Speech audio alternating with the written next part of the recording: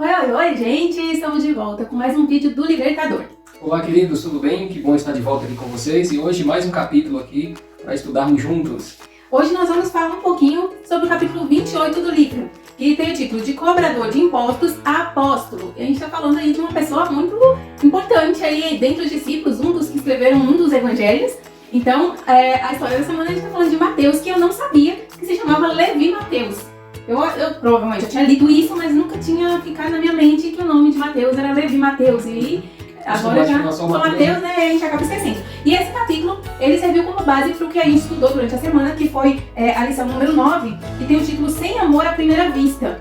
E tem bastante coisa em comum entre o título da lição da semana com a história que a gente estudou essa semana, que realmente é difícil amar à primeira vista um cobrador de impostos. Eles não eram muito bem vistos, né, pelas pessoas. Fala aí pra gente como que era ser um cobrador de impostos, o que era isso, porque hoje em dia, tipo, nós somos cidadãos, todos nós pagamos nossos impostos, é uma coisa normal. Mas que diferença? Como é que era? O que significava ser um cobrador de impostos, ainda mais no caso dele, que era um judeu cobrador de impostos? Muito bem, naquela época, os judeus, o território do povo de Israel, estava dominado por Roma, né? Então todos os impostos iam para Roma, e não enriqueciam a nação de Israel, mas enriquecia cada vez mais Roma. Então eles odiavam cobradores de impostos, porque cobravam impostos para Roma, e além de cobrar, eles ainda enriqueciam em causa própria, eles cobravam mais, eles roubavam na realidade, né? Então, assim, tinha dois motivos para eles não gostarem dos cobradores de impostos. Primeiro, porque era um lembrete de que eles tinham perdido a autonomia como nação. Estavam agora subjugados a uma outra nação. Então, isso doía neles. O povo escolhido por Deus, né? Eles têm toda aquela trajetória e agora, de certa forma, escravizados. Eles estavam submissos a Roma. E isso era um lembrete. Toda vez que eles pagavam os impostos, era lembrando, nós não pertencemos a nós mesmos, né? Livres, não somos livres. Então, era uma coisa que eles não gostavam de fazer, que era pagar os impostos. E aí tem essa outra questão do roubo. Então, como eles tinham que fazer as cobranças, vamos imaginar, então você tem que pagar, vamos imaginar, sei lá, sua conta de energia foi R$80. Aí, só que não era essa conta que vinha. Então eu, sou a cobradora, ia passar na sua casa, em vez de te cobrar os R$80, eu te cobrava 150 e passava a mão no restante pra mim. E aí era isso que acontecia muitas vezes, né? Uma parte do dinheiro que era recolhida, parte eles mandavam pra Roma e a outra parte embolsavam. Era para cobrar 100, eles cobravam 150. Exatamente. E no caso de Levi Mateus, era mais trágico ainda, porque ele era um judeu, então o povo via ele como um traidor do próprio povo. Além dele estar cobrando imposto, né, talvez roubando, a gente sabe que teve uma outra história, né, a gente já estudou a história do cobrador de imposto, que roubava e depois, né, Jesus foi na casa dele, eu sempre esqueço o nome, Zaqueu. E aí ele, né, depois devolveu aquele que roubava. Levi Mateus aqui não deixa claro que ele roubava dinheiro, mas era uma prática que se tinha entre os cobradores de impostos. Os políticos usam muito essa prática, eles compram material para construir uma estrada, uma ponte, e aí eles pagam 100 e mandam colocar a nota fiscal de 200, de 500, entendeu? Então é mais ou menos isso que acontecia ali na região. E quando era um judeu que era cobrador de imposto, aí já era o terceiro ponto para odiar. Então já falou 2, agora 3. Porque sendo judeu, eles consideravam como um traidor. Porque como assim, o cara sabe que nós somos dominados ainda e ainda vai cobrar imposto para Roma, né? E ainda roubar do próprio povo judeu. Então eles odiavam os cobradores de imposto. Eram chamados de publicanos, né? Os que cobravam imposto. E você com certeza já viu alguma parte da Bíblia falando dos publicanos de uma forma pejorativa. Então não era uma coisa boa ser publicano, não. Mas enfim, Mateus estava lá de boa trabalhando. E aí ele sabia que tinha Jesus, que estava por aí fazendo várias coisas. E aí o livro aqui deixa claro que no seu íntimo ele pensava assim: se os fariseus, se os sacerdotes, o pessoal, eles nos condenam, cobradores de impostos, imagina, pior ainda vai ser esse Jesus que está por aí. E aí quando Jesus estava passando ali perto no mercado, né, e tal, e Mateus estava de boa ali trabalhando, achando que Jesus nunca ia notar a presença dele. Mas não foi bem assim. Jesus estava passando e olhou para ele e falou assim: ei, me siga. Olha que coisa esquisita. Tipo, nem te conheço. E aí Jesus já chama assim, siga. E o mais interessante, eu não sei o que é mais interessante, Jesus do nada chegar e chama, ou ele não hesita, levanta e vai. E segue a Jesus. Eu achei muito interessante, até grifei aqui, ó, que eu achei muito interessante que fala, ele não hesitou, não questionou, tipo, o que você quer comigo? Tipo, não questionou. Não pensou que estaria trocando um lucrativo negócio por pobreza e dificuldade. Com certeza ele já sabia como é que era a vida de Jesus e as pessoas que seguiam. Era a gente que vivia do que os outros davam para comer. Para ele, era suficiente estar com Jesus, ouvir suas palavras e unir-se a ele em seu trabalho. Eu fico pensando, se nós pensássemos, cada um de nós, eu aqui, você aí, se a gente parar para pensar nisso, dessa forma, assim como o Levi Mateus pensou aqui, as coisas não seriam diferentes se a gente pensasse que estar com Jesus é o suficiente pra gente, que a gente não precisa de mais nada. Teve uma época mais à frente que Jesus perguntou para eles, né, por acaso, quando pedi para vocês irem, faltou alguma coisa para vocês? E todos falaram. Todos disseram que não, ou seja, eles foram supridos naquilo que precisavam, e não só eles, porque as famílias também ali tinham discípulos casados com filhos, né? E Deus cuidou de todos, da família deles também. Eles aceitaram o chamado, independente do que iria enfrentar pela frente. Eles não seguiam Jesus em troca de alguma coisa, assim, a princípio. Pelo menos essa história aqui de Levi, Jesus não ofereceu nada em troca para ele. O que Jesus iria oferecer, que valeria mais do que o trabalho, o emprego que ele tinha, que ganhava bem e ainda conseguia tinha possibilidade de roubar um pouquinho e ficar rico. Não, trocar sua riqueza, o seu trabalho de riqueza, por uma vida sem garantia de nem bem material. É claro que os cobradores de impostos todos eram muito bem de vida. Então, eles estavam trocando algo garantido, uma posição, uma situação financeira estável, por algo incerto, indefinido, sem saber o que aconteceu, se ele ia ter condições de sustentar a própria família. Então, eu fico pensando assim, é uma fé muito grande para a pessoa chegar e deixar tudo. E hoje em dia, quantos empecilhos a gente coloca para seguir Jesus? Ah, mas eu posso estudar no sábado, e a faculdade, e o trabalho, e aí eu tenho as coisas que eu não vou poder comer mais. Ah, mas eu não vou deixar de fazer tal coisa, de sair com os meus amigos, eu não vou poder usar tal coisa. Gente, é tanta coisa pequena, insignificante, que a gente coloca como um empecilho para seguir Jesus. Se a gente meditasse um pouco mais nessas histórias, nessas pessoas que deixaram realmente tudo. A gente pode fazer um comparativo com o que a gente estudou, dos pescadores, que, ali eram pessoas pobres. A diferença entre eles e Mateus é que Mateus era uma pessoa de condição financeira estável e Pedro, outros pescadores eram pobres. Só que no momento em que eles tiveram aquela pesca maravilhosa, né, que Jesus fez milagre, que eles iam ter um grande lucro, Deus chama eles e eles abandonam aquilo que talvez eles nunca tinham conseguido na vida, tamanha pescaria, e eles não pensam também duas vezes e abandonam lá e vai. Pensa você aí, com um sonho, uma coisa que você quer muito, e aí quando você enfim consegue, você tem que abandonar tudo para seguir Jesus. Aqui nessa história que a Sabrina está mencionando, dos dois lados, nós temos duas classes de pessoas. Aqui o Levi representa a classe de pessoas ricas e Pedro, outros discípulos, representam a classe pobre. As duas classes, quando ouviu o chamado de Jesus, largou tudo e seguiu Jesus. Não importa o que é o seu tudo. O chamado de Jesus sempre foi para o pobre e para o rico. Quem tem muito dinheiro e quem não tem nada. Agora depende de quem vai aceitar. Quando nós pararmos para imaginar, para pensar e raciocinar quem é Jesus, a gente não tem outra coisa para a gente colocar no lugar. As pessoas, quando vai seguir Jesus, elas ficam achando que vai deixar tudo por Jesus, e é um engano. Elas não vão deixar tudo por Jesus. Elas vão deixar migalhas por tudo. Exatamente. Nós precisamos entender que o tudo é Jesus. Ele é dono de tudo. Ele que faz tudo do jeito dele. Ele é dono de tudo. Então, quando eu deixo minhas migalhas, pode ser a maior riqueza do mundo, que para Deus não é nada, eu estou deixando minha miséria por tudo. Exatamente. Eu acho que Levi e Mateus, ele pensou dessa forma. Ele não tinha uma compreensão muito grande sobre Jesus, mas ele tinha uma convicção assim tão forte, que a hora que ele olha para Jesus, para aquele ser diferente, que falava diferente, que fazia milagres, que agia diferente, ele falou assim: eu vou deixar as migalhas que eu tenho por tudo que é muito maior. O que eu vejo esse homem fazendo é mais do que o que eu posso fazer e o que eu tenho. Ele largou tudo e seguiu Jesus, né? Isso aí. E aí a gente vê que ele segue Jesus e isso deixa ele muito feliz. Ele fica satisfeito com a decisão que ele tomou. Tanto que ele decide oferecer uma festa, um banquete para Jesus, seus discípulos, né? As pessoas que estavam ali com ele. Então ele vai na sua casa, prepara aquela festa e aí chama não só Jesus e os discípulos, mas as grandes pessoas, as autoridades da sociedade, que provavelmente eram as pessoas que ele convivia. Ele era uma pessoa rica. Então, com certeza, ele convivia com alguns sacerdotes importantes, com fariseus, com outros cobradores de impostos, pessoas, né, da outra sociedade. Jesus, aonde ia uma multidão atrás de curiosos. Exatamente.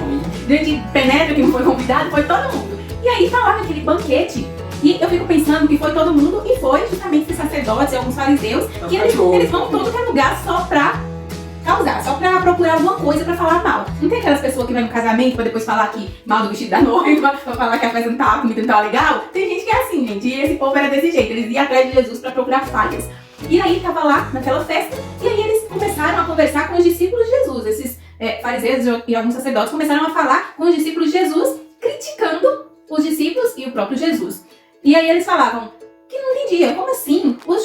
Fazendo comparações com os discípulos de João Batista. E fala assim, os discípulos de João Batista, eles jejuavam. Eles estavam em comunhão com Deus. Sabe o que as pessoas querem? Ser bem o próprio santa. João Batista, ele tá preso agora. Ele tinha uma veste só. Sim. Ele usava roupa de pele de animais. Ele comia só mel e gafanhotos. Coisa no mato. Ele vivia uma vida espiritual assim de jejum. E quer saber? Nesse momento, ele tá lá preso, sem saber o que vai acontecer, pode morrer. Enquanto isso, Jesus tá aqui com os discípulos na farra, comendo e bebendo, e tá nem aí. Então eles começaram a criticar, como se aquele momento de festejo fosse uma coisa ruim. Eles estavam transformando um momento de júbilo, de alegria, numa coisa como se fosse uma coisa ruim. Eles falavam, né? Esse cara aí, logo pro publicano, rapaz. Né? Com esses pecadores. Com os publicanos. Né? Ladrões. Não tinha outro lugar pra ele ir na festa, não. Ele foi logo pra casa do cobrador de imposto. E era como se ele estivesse falando assim, ó, os discípulos de João Batista jejumam, oram, estão em comunhão com Deus. Esses aqui é tudo na farra, não quer nada de sério, entendeu? Só fica aí comendo e bebendo e não tá nem se importando com nada. Era como se eles estivessem falando mais ou menos assim. E aí, antes de os discípulos falar alguma coisa, Jesus já cortou na hora. E aí, começou a falar, né? Ele nos falava muito parábolas e tudo. E aí, ele começou a falar que, estando noivo entre os convidados iriam jejuar. Então, é como se fosse assim, esse é um momento importante de festa, em que o noivo está entre os seus convidados. Não é um momento de tristeza, é um momento de alegria, de comemoração. E ele falou, e haverá um tempo em que o noivo não estará entre eles. Aí sim jejuarão. E aí a gente estava se referindo ali à morte dele, né? Sim. Da morte dele, quando os discípulos ficassem sozinhos, aí eles iam ficar tristes, e aí agora e até teve realmente um momento em que eles se reuniram, jejuaram e oraram, e foi quando houve o Pentecostes. Então, tipo assim, há tempo pra tudo, né? Citando o rei Salomão, há tempo pra chorar, há tempo pra sorrir, há tempo pra comer, há tempo pra jejuar. Então, nesse momento era um momento de alegria, porque foi um momento em que uma alma que estava perdida tinha aceitado, né, a salvação e estava agora ali junto com o Senhor, né, com o Salvador. Então era um momento de alegria. E e aí Jesus faz outras comparações que tem a questão, e aí ele começa a falar tipo como uma crítica para esses sacerdotes e fariseus, né, falando do remendo. Eu achei assim umas ilustrações um pouco assim diferentonas, que ele começa a falar que não se coloca remendo novo em roupa velha, porque não vai combinar aquele remendo. Vai se romper, vai rasgar. Não vai dar certo. Exatamente. É como se falasse assim, ó, vocês querem ser tão santos numa coisa e por outro lado, vocês deixam de fazer aquilo que é necessário, as coisas não combinam. A sua, como fala, religiosidade.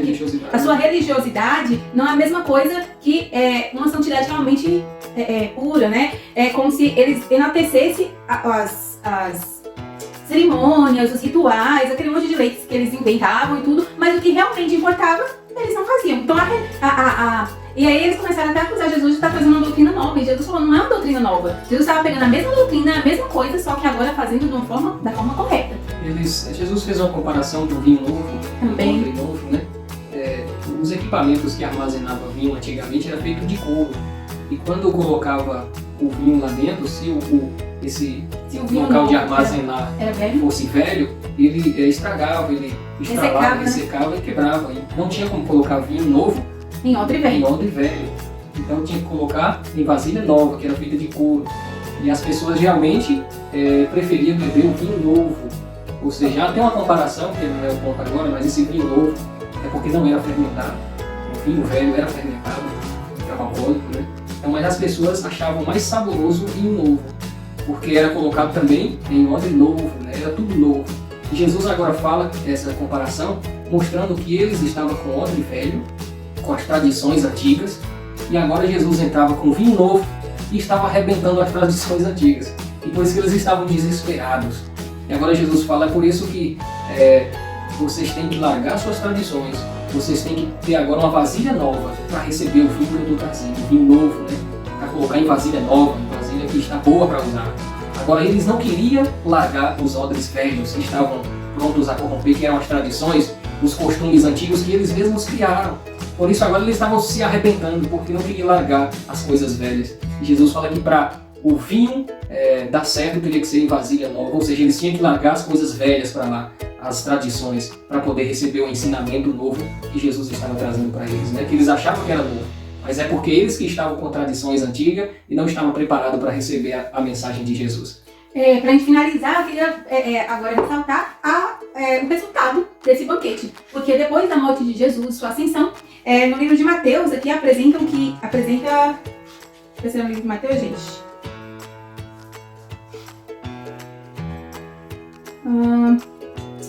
A continuação do texto lá, quando a gente estuda, diz que o efeito produzido sobre essas pessoas que estavam no banquete, oferecido lá por Mateus, foi visto quando mais de 3.000 pessoas foram convertidas em um só dia, né? Em um só dia naquela mensagem que Pedro, né, pregou, e eles converteram mais de 3.000 pessoas num dia só. E diz que algumas dessas pessoas que foram convertidas eram pessoas que já estiveram naquele banquete, que já tinham sido tocadas pela mensagem, pela postura de Jesus nessa situação. E aí depois, posteriormente, a partir, né, depois de ver que ele cumpriu, né, que ele morreu e tudo mais, e depois que eles viram as consequências de tudo e a mensagem dos discípulos, essas pessoas acabaram se convertendo. Então, nada que Jesus fazia aqui era em vão. Tipo, ele não estava em lugar nenhum só por estar, pra nada. Tudo que Jesus fazia tinha um propósito, e sempre o propósito foi salvar as pessoas. Que bênção, né? Eu achei um dos pontos mais interessantes dessa história foi o ponto de Levi deixar tudo para seguir Jesus. Para mim foi um ponto extraordinário. Porque muitas vezes nós estamos tão ligados às coisas mundanas. Se Jesus voltasse hoje, a gente ia estar agarrado e não ia soltar para ir para o céu.